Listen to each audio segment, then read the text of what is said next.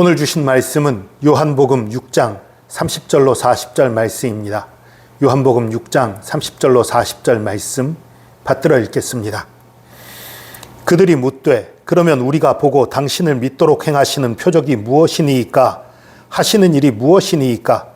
기록된 바 하늘에서 그들에게 떡을 주어 먹게 하였다 함과 같이 우리 조상들은 광야에서 만나를 먹었나이다.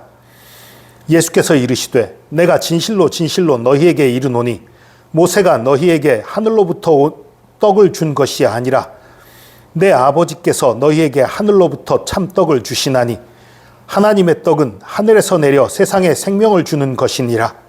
그들이 이르되 주여 이 떡을 항상 우리에게 주소서. 예수께서 이르시되 나는 생명의 떡이니 내게 오는 자는 결코 줄이지 아니할 터이요 나를 믿는 자는 영원히 목마르지 아니하리라. 그러나 내가 너희에게 이르기를 너희는 나를 보고도 믿지 아니하는도다 하였느니라. 아버지께서 내게 주시는 자는 다 내게로 올 것이요 내게 오는 자는 내가 결코 내쫓지 아니하리라. 내가 하늘에서 내려온 것은 내 뜻을 행하려 함이 아니요 나를 보내신 이의 뜻을 행하려 함이니라. 나를 보내신 이의 뜻은 내게 주신 자 중에 내가 하나도 잃어버리지 아니하고 마지막 날에 다시 살리는 이것이니라.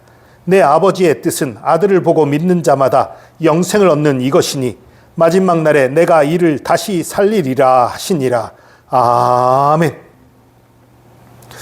어제 말씀, 어제가 아니라 화요일 말씀의 내용은 예수님이 썩어지는 양식 아니라 썩지 않고 영생하게 하는 양식을 위해 일하라. 그 말을 하니까 우리가 어떻게 하나님의 일을 할까요? 사람들이 묻습니다. 거기에 대해서 예수님이 뭐라 말씀하십니까? 하나님의 보내신 자를 믿는 것이 하나님의 일이라 대답하시죠. 그러니까 그 얘기를 듣고 그 사람들이 묻습니다. 우리가 보고 당신을 믿도록 하는 그 표적이 뭡니까? 하시는 일이 뭡니까? 그 보리떡 5개와 이 속엔 이런 얘기가 담겨 있는 거예요. 보리떡 5개 물고기 2마리로 우리 5,000명이 넘는 사람들을 먹인 그 일, 그것이 하늘로부터 내려온 양식이 아니라면, 그게 하나님의 일이 아니라면, 썩어지는 양식이라면 도대체 어떻게 된 것입니까? 우리가 모세를 믿게 한 표적 중에 하늘로부터 내려온 만나가 있지 않았습니까? 우리 조상들이 그 만나를 먹고 광야에서 살아났었고, 그리고 또 그것을 보고 모세를 믿지 않았습니까? 그러니까 그 오병이어의 기적도 당신을 믿도록 하는 표적 아닙니까? 우리가 그러니까 그 표적을 쫓아온 게 이상한 거, 잘못된 거 아니지 않습니까? 항변하는 거예요. 거기에 대해서 예수님 대답하십니다. 예수께서 이르시되 내가 진실로 진실로 너희에게 이르노니 모세가 너희에게 하늘로부터 떡을 준 것이 아니라 내 아버지께서 너희에게 하늘로부터 참떡을 주시나니. 이 문장이요, 우리말로는요 완벽하게 번역이 안 되는 문장이에요. 이 모세가 너희에게 하늘로부터 떡을 준 것이 아니라, 이 말은 이런 두 가지 의미가 담겨 있어요. 하나는요, 모세가 너희에게 떡을 준 게 아니다, 만나를 준 게 모세가 아니다 라는 의미가 있고요. 또 하나의 의미가 그냥 우리 번역으로는 담기가 좀 어려워요. 또 하나의 의미는 하늘로부터 온 떡이 아니다, 모세가 준 그 떡이 하늘로부터 온 떡이 아니다 라는 의미가 담겨 있어요. 그럼 만나가 하늘로부터 내려온 게 아니라고요? 그런 얘기가 아닙니다. 만나가 하늘에서 내린 게 아니라는 뜻이 아니라, 그러니까 생명의 양식이 아니다라는 얘기를 하는 거예요. 참된 하늘의 양식이 아니다라는 거예요. 만나 하나님이 주신 거 맞지요. 하나님이 먹고 살 수 있도록 한 거 맞지만 그 만나가 참된 생명의 양식은 아니었다는 거죠. 다들 그걸 먹고 죽었으니까. 그러니까 이어지는 말씀이 그거죠. 내 아버지께서 너희에게 하늘로부터 참떡을 주시나니 하나님의 떡은 하늘에서 내려 세상에 생명을 주는 것이니라. 생명을 주는 것이다. 만나는 생명을 주진 못했잖아요. 먹고 한동안 살았지만 나중엔 다 결국은 죽었잖아요. 그런 것이 아니다. 참된 생명의 떡은 만나 같은 것이 아니다. 그러니까 오병이어의 기적이나 만나나 마찬가지다. 그런 얘기를 하는 거예요. 오히려 마찬가지고 그건 정말 우리가 바라봐야 될 어떤 진정한 표적이 아니다. 우리가 진정으로 추구해야 될 게 아니다. 그런 얘기를 하는 거예요. 그러니까 먹고 사는 것에 목숨 걸지 말고 정말 하나님을 만나야 된다. 하나님을 믿어야 된다. 예수 안에 참된 생명의 양식이 있다. 그 얘기를 하는 거예요. 그러면서 얘기합니다. 하나님의 떡은 하늘에서 내려 세상에 생명을 주는 것이니라. 이 말을 하니까 몰려있던 청중들이 얘기해요. 주여, 이 떡을 항상 우리에게 주십시오. 그런 떡이 정말 있었어요? 그런 생명을 주는 떡이 있습니까? 우리 그 떡 먹기 원합니다. 우리 생명 가지기 원합니다. 얘기하는 거예요. 그랬더니 예수님 말씀하십니다. 나는 생명의 떡이니 내게 오는 자는 결코 줄이지 아니할 것이요 나를 믿는 자는 영원히 목마르지 아니하리라. 이건 무슨 얘기입니까? 예수께 나오는 사람들은 생명의 양식이 그 속에 들어간다는 거죠. 하나님으로 말미암아 참된 생명이 들어가게 되고 그 생명의 샘이 또한 솟아내게 돼서 정말 영적인 주림이 없다라는 거예요. 영적인 목마름이 없게 된다는 거예요. 그 말씀을 하는 거예요.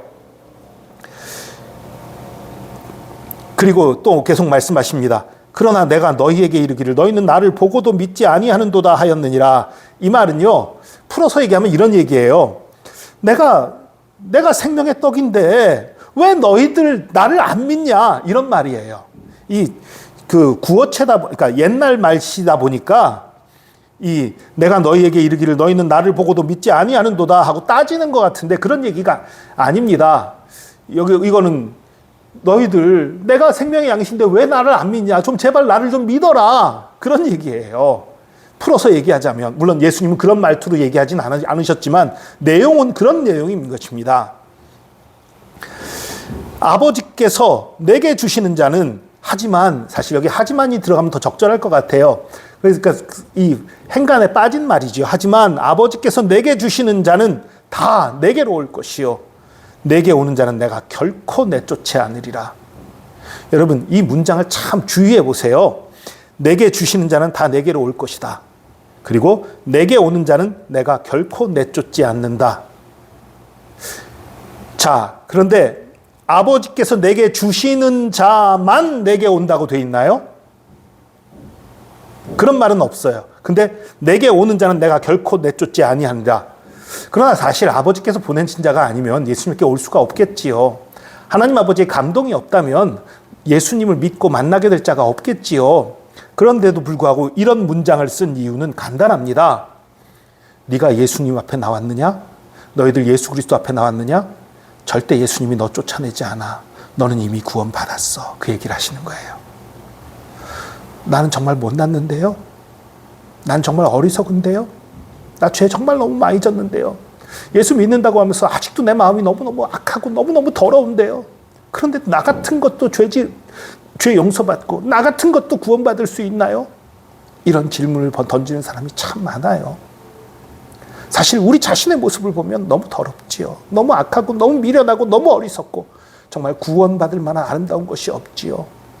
그러나 그럼에도 불구하고 더럽고 추한 모습으로 예수님 앞에 나왔음에도 불구하고 예수님이 결코 내어쫓지 않는다는 사실입니다. 나를 보내신 이의 뜻은 내게 주신 자 중에 내가 하나도 잃어버리지 아니하고 마지막 날에 다시 살리는 이것이니라. 아버지의 뜻이 그거예요. 예수 그리스도께 보낸 자들, 그들 중에 한 명도 잃어버리지 않고 마지막 날에 모두 다시 살게 하는 것, 그것이 아버지의 뜻인 거예요. 다시 말하면 40절입니다. 내 아버지의 뜻은 아들을 보고 믿는 자마다 영생을 얻는 이것이니 마지막 날에 내가 이를 다시 살리리라. 이것이 아버지의 뜻입니다.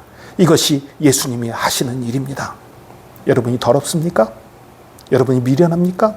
연약합니까? 어리석습니까? 스스로 돌아보기에 내가 구원받을 만한 모습이 아무것도 없는 것 같은가요? 괜찮습니다. 여러분이 예수 앞에 나왔다면 예수님은 여러분을 결코 내쫓지 않습니다. 하나님께서 여러분을 택하셨다면 여러분이 잘못을 범한다라고 해도 여러분의 실수와 여러분의 미련함으로 인해서 구원을 뺏길 수 없는 거예요. 하나님께서 여러분을 때려서라도 여러분을 야단치고 회초리질을 해서라도 주님의 길로 인도하시고 구원하십니다. 하나님께서 여러분을 사랑하십니다.